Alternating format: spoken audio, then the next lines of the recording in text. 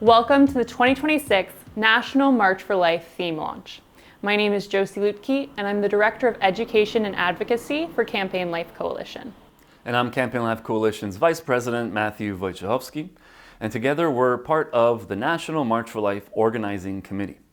To start, we'd just like to recap the 2025 National March for Life. Our theme last year was Protection at Conception. So we paid special attention to the issue of IVF, or in vitro fertilization. Our keynote speaker at the Rose Dinner was Emily Stimson-Chapman, but her speech was delayed, and do you remember why, Matt? I sure do. Someone got inside the hotel, the conference room, and pulled the fire alarm. So it was quite an eventful Rose Dinner. It was the first time this has ever happened, but hopefully it will be the last time. But nonetheless, everyone there, they kept their cool. People talked a little bit longer. They were able to mingle a bit more. And then eventually, Emily did deliver her wonderful and insightful keynote speech. The show must go on. So it was a very, very just eventful Rose Dinner. And it's one of the highlights of the March for Life week, for sure. And one of the memorable moments at the Rose Dinner was that we honored the late pro-life lawyers Alberto Polizagopoulos and Carol Crossan. I know many people found that really touching as well. And we also had big news at the rally itself. Yes, so I remember I was the MC last year, so I remember walking up onto that stage and looking out to the crowd of the thousands of people that were there, gathered on the hill. And I realized that no one was looking back at me. It's because everyone was on their phones. And why were they on their phones? It's because for the Catholics watching here today, you may remember that it was quite a significant day in the Catholic Church and just around the globe. It was the same day that the Vatican chose a new pope, Pope Leo XIV. And that's what we were competing with. But in the end, I think Bishop Domfus, who was opening the prayer at the time. Do you have some white smoke in Rome? He kind of announced Abemus Papam, which are the words that the Vatican usually declares when they found a new pope. And then everyone found out who the new pope was, and we were able to just zero in back onto the issue, which was abortion and protection at conception. And everyone had a phenomenal day marching for life and standing up for those who have no voice. And just a week prior, we had our own election here in Canada. So this was the first National March for Life with our new Prime Minister, Mark Carney. I know a lot of you were disappointed with election results. The silver lining is that all of our pro-life incumbents who were running again did get reelected. And we also had a handful of new pro-life MPs. That said, I think the important point is that we can't put our faith in worldly leaders, especially politicians. We can only really put our faith in one person, Jesus Christ, and it is for him that we persevere as a pro-life movement, for his children, the least of our brothers and sisters. And so really, no matter who is in government, we will keep returning to Ottawa to march until we get protection for all human life from conception to natural death.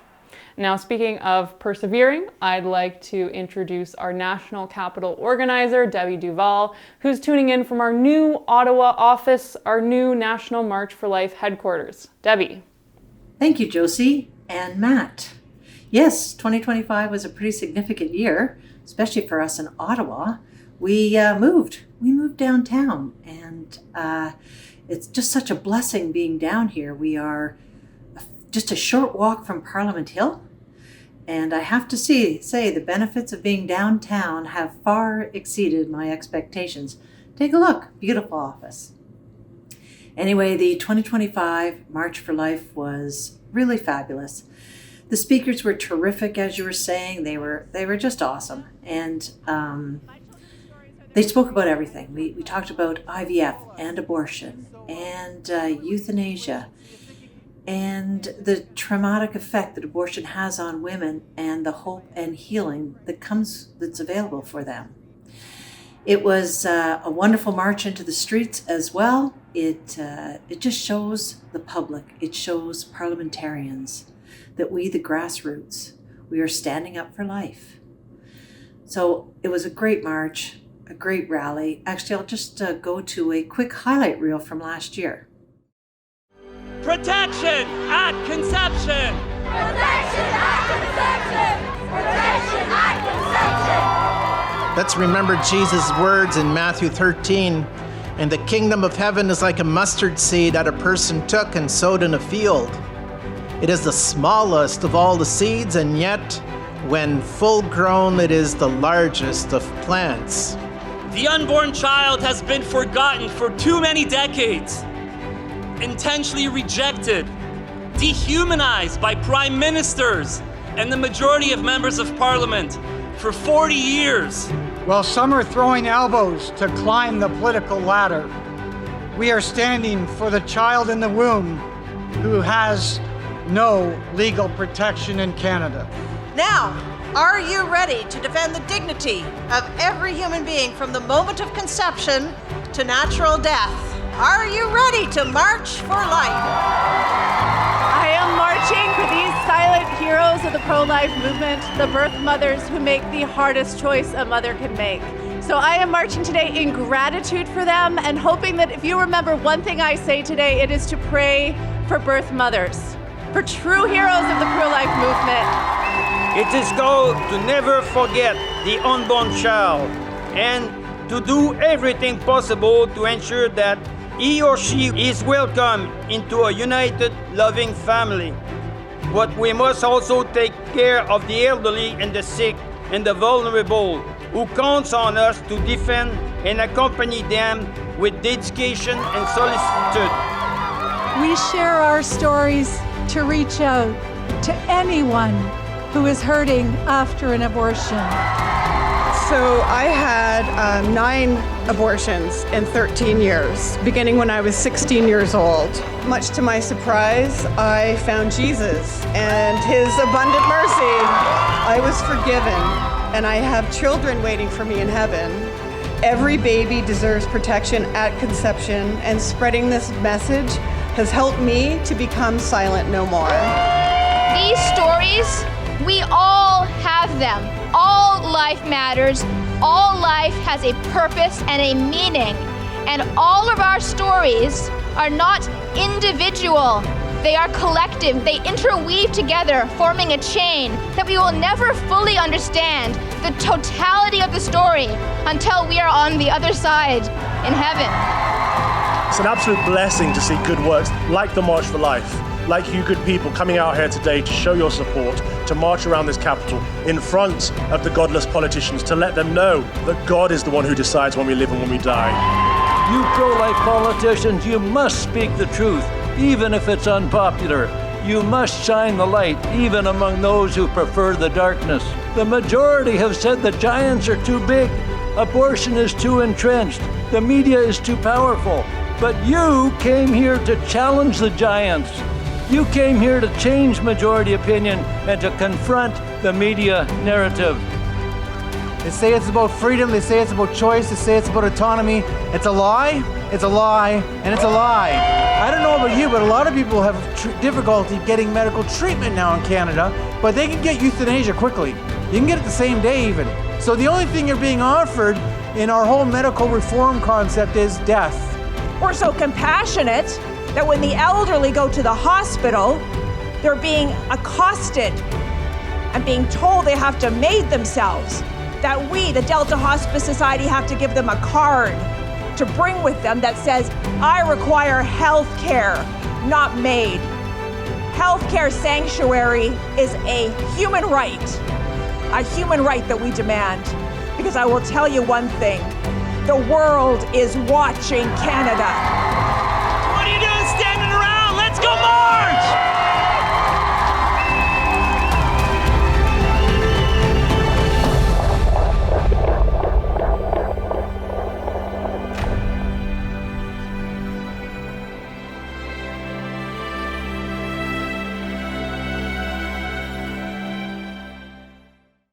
Yep, see, it was awesome. And I have to say, it was kind of fun to see everybody looking over their phones, looking for the information from the Vatican. After the March for Life through the city, we also have a really nice rose dinner, which we really enjoy. I know you, Matt and Josie, enjoyed it as well. And again, we have some powerful speakers there. Everything was great, except we had that little instance you referred to with the fire alarm. Someone pulled the fire alarm, the people trying to put an end to it. So, but other than that, it was really great. And it's really great to be with other pro-family and pro-life people and to talk and to socialize and to hear the terrific message. So it was a wonderful march last year. Now this year, the March for Life is May 14th. May 14th is quite a significant date because May 14th, 1969, Pierre Trudeau, the Prime Minister, passed an omnibus bill that opened wide the gates for abortion on demand in Canada. It's just heartbreaking. It was just horrific. So we've been fighting and marching and petitioning and working so hard to bring back the dignity of life. God has made us in his likeness and his image, and we deserve life from conception to natural death. So I'm really praying and hoping that all of our grassroots, all our supporters, that they all come out and join us. They just have to drop everything for a few hours to come out, come to the Hill, hear the awesome speakers, and join us on this very significant day. So anyways, back to you guys, and I'm really looking forward to seeing everybody on May 14th on the Hill. Thanks, Debbie. A lot has happened in the past year since the 2025 National March for Life, right, Matt? Yes, it has been an eventful year, but not for good reasons.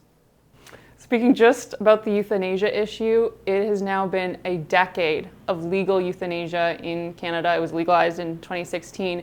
And so year after year, we continue to see the numbers rise. They're moving in the wrong direction. And so this year, we expect that we will meet and exceed 100,000 euthanasia deaths in Canada, which is just crazy to think about. It's not a milestone we ever wanted to reach. A story that's really gripped people, I think, is that of Margaret Marcilla's son, Keanu. Yeah. So he had diabetes, he was partially blind, and he was depressed. He was euthanized at just 26 years old, which is chilling to think about. And there are so many stories like his that we just don't hear about in the media. And unfortunately, there might be so many more stories like his unless we take action. That's because next year on March 17th, euthanasia is set to be expanded to those suffering solely from mental illness, which is a really scary thought. I'm sure all of you know someone who struggles with mental illness. So think of your friends and your family members, and we should protect them. And the best way we can do so is by supporting MP Tamara Jansen's bill, Bill C-218, which means contacting your MP right now and asking them to vote in favor of this bill. Because if it passes, it will stop the expansion of euthanasia to those suffering solely from mental illness. So it's super important that we lobby in favor of that bill right now. Again, euthanasia is a super important issue in our country, and that's really why when we march, we're not just marching because of the abortion issue, but also because of euthanasia, right, Matt? Yes, that's right. I mean, the truth is, Josie, the world is watching Canada right now. They're watching Canada with horror, right? Our own government is killing people, up to almost 100,000 in the last decade. So that we're killing people at the end of life, at the beginning of life, and all throughout life, with just the example of what happened to that young man just not too long ago. So, ever since euthanasia was legalized in Canada, the March for Life took on this issue as well, right? To really march for every human being and the right to life from the moment of conception, from the moment of fertilization, all the way to natural death. And we're really one of the only marches in the world that takes on both of these issues at the same time. And speaking about the abortion issue, unfortunately, things continue to get worse and not better on that front. Funding-wise? Funding-wise, people thought that once Justin Trudeau was out, Mark Carney would be in, that the funding would end. But the truth is, even with the latest budget announcements, it's not looking too promising. abortion continues to be expanded, funded, promoted in Canada, domestically, but at the same time, taxpayers, we're spending millions of dollars for these ongoing projects that Justin Trudeau launched years ago. And we're paying for these projects, essentially handing over Canadian dollars to these third-party bureaucratic organizations for them to essentially fund their operations, to kill babies in the developing world, to promote abortion overseas, and to change laws in different countries where abortion currently remains illegal. So that's what's happening on the abortion issue. Externally, internationally, but here in Canada, in Quebec, just recently, the provincial government is trying to essentially include abortion in the province's constitution, following in the footsteps of what France did just a few years ago. And I think it really speaks to where our priorities are as a country. Because in the Canadian Charter of Rights and Freedoms, we have a right to freedom of expression. Yeah. And that's not actually being protected. And that's slowly being corroded year after year. As an example, in 2023, as I'm sure you remember, Matt, we had our National March for Life press conference, and we were going to show signs with abortion victim photography.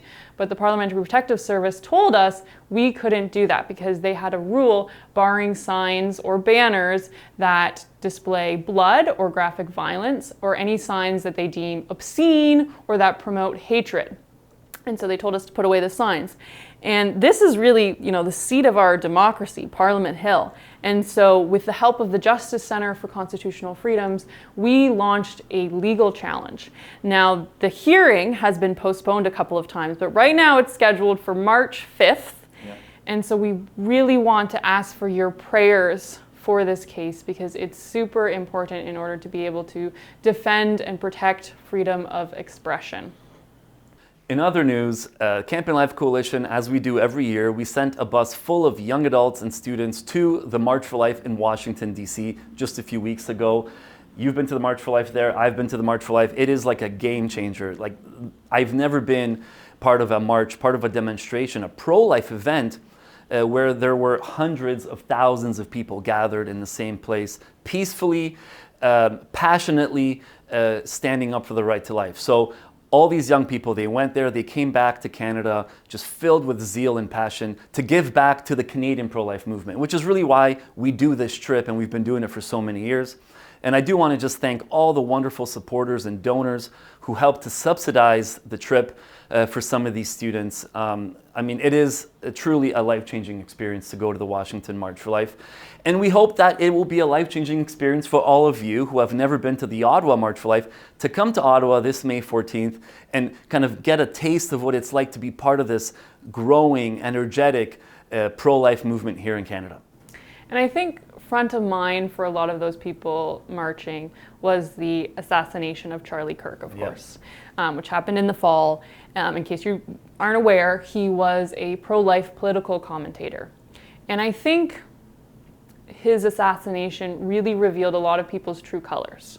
So as an example, here in Canada, Manitoban Minister Nahanni Fontaine seemed to suggest that he somehow deserved to be killed.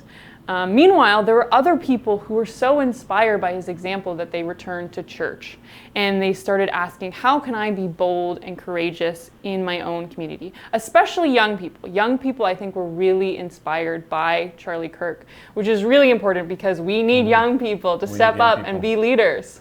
That's right. We need young leaders. And, sometimes leadership, it doesn't have to come from like a politician or a religious leader or a famous person. Leadership starts with you. It starts with you in your own home, with your siblings, with your parents, with your group of friends. It starts in your school, in your community, in your workplace, in your church community. Each one of us can be a leader, someone who reaches out to their neighbors and says, hey, we should do something about this abortion issue. We should speak up. We should go to the March for Life. We should go and attend Life Chain or 40 Days for Life. These are these small things that each one of us can do to show leadership in this pro-life movement. So with your help, we want to flood Parliament Hill with grassroots pro-lifers, with people ready to march for life. And we really need you to lead in order to do that. We're inspired by Jesus' words to his disciples, follow me. And they dropped their nets to follow him. And so we're really challenging you to drop your nets so that you can join us in Ottawa for the National March for Life for just one day. So I think we've kind of hinted at the theme now. I think you've more than hinted, but yeah. But officially, this is what you tuned in for, what you've been waiting for, our 2026 promo video. Please enjoy. Are you ready to march? You made man in your image, in your likeness. You formed me in my inward being. We've had the privilege and honor all these years of standing together here to tell the truth about what abortion did to our lives. While some are throwing elbows to climb the political ladder, we are standing for the child in the womb who has no legal protection in Canada. She realized that her baby was real, that her baby was special, and that her baby was meant for someone special. She decided to leave the abortion clinic and choose adoption. And that's how I'm here today. We look forward to the day when legal protection is restored for children in the womb here in Canada, and a law is passed in this building behind me. I believe that you are the generation that's going to really make the difference. The majority have said the giants are too big, abortion is too entrenched, the media is too powerful. But you came here to challenge the giants. Together we can build a world where the dignity of every human person is upheld and celebrated. Friends, we are not here to compromise on these issues. We are here to stand firm on the promises of Jesus Christ. So let's ignore the noise. Let's trust in the power of the cross, and let's end abortion in our beautiful country of Canada.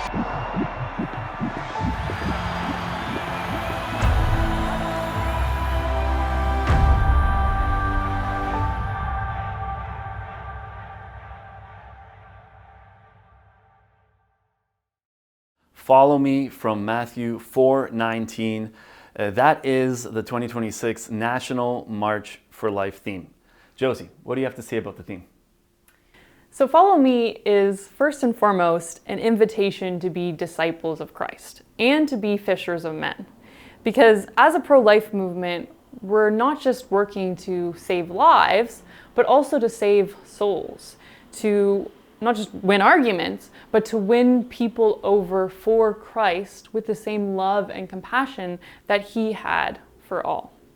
Follow me can also be interpreted as a whispered invitation into the hearts of every new mom and dad to undertake a journey from womb to tomb. And it might be scary for these new parents, especially if they're facing a crisis pregnancy, because they don't know where this journey will take them, what places they will frequent along the way. But I think it can also be very exciting. You can imagine the words "follow me" spoken by a child learning to walk for the first time or to ride a bicycle, and you see this child grow into a teenager who's graduating, and then as an adult who's getting married. And it's a beautiful journey, really, especially when we think about the fact that we are accompanied by Christ through every stage and season of life, through every trial and tribulation. You can also imagine these words said at the end of life by someone who is dying and experiencing the last days of their life, and they might be seeking accompaniment, seeking someone to be there for them, to be compassionate, which literally means to suffer with. Really, we're called to be with people throughout our lives, and we really can't do this alone. And Follow Me asks us to set the example, to be leaders, and to kind of take that journey into the unknown. How would you interpret this theme, Matt? Yeah, well, I think, we have to follow me first and foremost means like we have to say yes to Christ. We want to follow Christ, and we want to follow him in learning how to love our neighbor, right? There's no greater gift than to die for your neighbor. And now we're not asking you to lay down your lives for this cause, but what we are asking is for you to lay down your nets for a few hours, for a day, maybe for a few days, and come to Ottawa to, like what Josie was saying when it comes to compassion, to suffer with those folks out there who are being targeted for euthanasia, to those who are suffering. Maybe they have a crisis pregnancy. They don't know what to do, and they are suffering. We want to go to Ottawa to suffer with them, to suffer for the unborn child who could be potentially a victim of abortion. Follow Me is an invitation. It's a call to say yes to the Lord, and it's a call to say yes, that I will stand by and stand up for those who have no voice. And we really hope that this theme resonates with you this year, because we have a special challenge for you, which is to create a short video introducing yourself, maybe speaking about why the march matters to you, and then issuing a call to your friends, your family members, fellow members of your church to follow me to the National March for Life on Thursday, May 14th in Ottawa.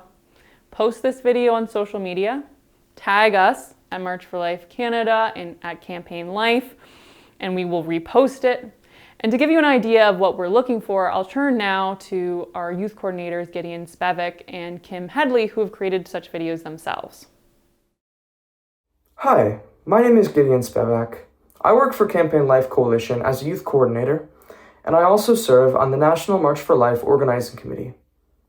I'm inviting you to follow me to Ottawa for the National March for Life on Thursday, May 14th. Where together with thousands of pro-lifers from across the country, we will stand together and demand that our elected officials hear our voices when we demand an end to the scourge of abortion, something that has been allowed to continue for far too long. If every single Canadian that held our values, that defended the inherent value of human life from conception to natural death, stood with us in Ottawa each year, it is my truly held belief that one day we would no longer need to march. So please, follow me to Ottawa for the National March for Life on Thursday, May 14th. When Jesus said, "Follow me," the disciples didn't hesitate. They left their nets and they followed him. On May 14th, we mark 57 years since the 1969 bill that opened the door to abortion in Canada. For decades, that decision has shaped our culture, but it has never silenced Christ's call. A child still leads us. Follow me to Parliament Hill for the March for Life. Follow me as we stand up for the preborn. Follow me and choose life. Short, quick, easy. It doesn't have to be complicated. We're just looking for you to create a simple video like those, post it to social media, and then tag us so we can share it, because we're looking to create a groundswell of voices all headed to Ottawa. And then once you do that, please invite your pastor or your local Right to Life group to do the same. If you yourself are a member of the clergy or you're a pro-life leader in your community, then these videos are so valuable to us. We also want to challenge you to consider organizing a bus from your church or your school or your local Right to Life group, so that you can also bring dozens with you to Ottawa this year, because we have a really exciting week of events planned. And to walk us through those events, I'm going to turn to Matt now. Thank you, Josie. So as many of you know, the National March for Life is the main event, and it happens on Thursday, May the 14th. But the whole week is filled with pro-life events that are taking place throughout the city of Ottawa. So to kick things off, on Tuesday, May the 12th, in the evening, we will be hosting, which is more of a recent tradition, but we will be hosting the Songs for Life Coffee House, which is just such a wonderful evening of listening to various artists and musicians share their talents with the audience within that pro-life context. On Wednesday, May the 13th, there is the annual Candlelight Vigil for victims of abortion, which takes place at the Human Rights Monument, just a short walk away from Parliament Hill. This is, again, one of my favorite side events of the week. It is a time to pray, to reflect, and to listen to some very, very powerful testimonies. On the Thursday, the big day, that morning, there are several prayer services and masses which are taking place throughout the city, including the National Mass for Life at Notre Dame Cathedral. Following the prayer services and the National Mass, thousands will be gathering on Parliament Hill for the pro-life rally. which then leads us into the main event, which is Marching for Life through downtown Ottawa.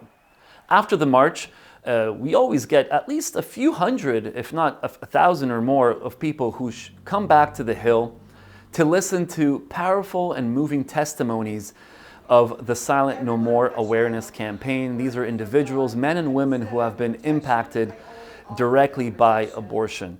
So be sure to come back to the Hill to listen to their moving testimonies. And the whole day on the Hill wraps up with a prayer service. Later that evening, be sure to attend the annual Rose Dinner, which again is just a wonderful evening of fellowship, of great food, and of listening to some wonderful keynote speakers. The following day is the Youth Summit, where we have hundreds of young adults, high school students, young professionals who come to Ottawa and stay for a one-day conference, listening to various speakers, attending workshops, and just kind of growing in their knowledge of the pro-life movement, the arguments, the debating, the apologetics, and learning how to then take everything they've learned, all the skills, all the resources, and bring them back to their schools and their local communities.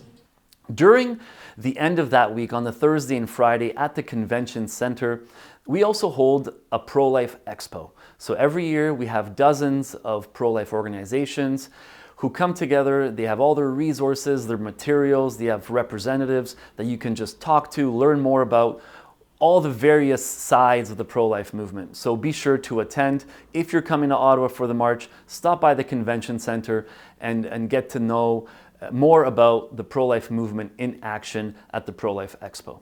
Speaking of keynote speakers for the Rose Dinner, what's the latest update, Josie?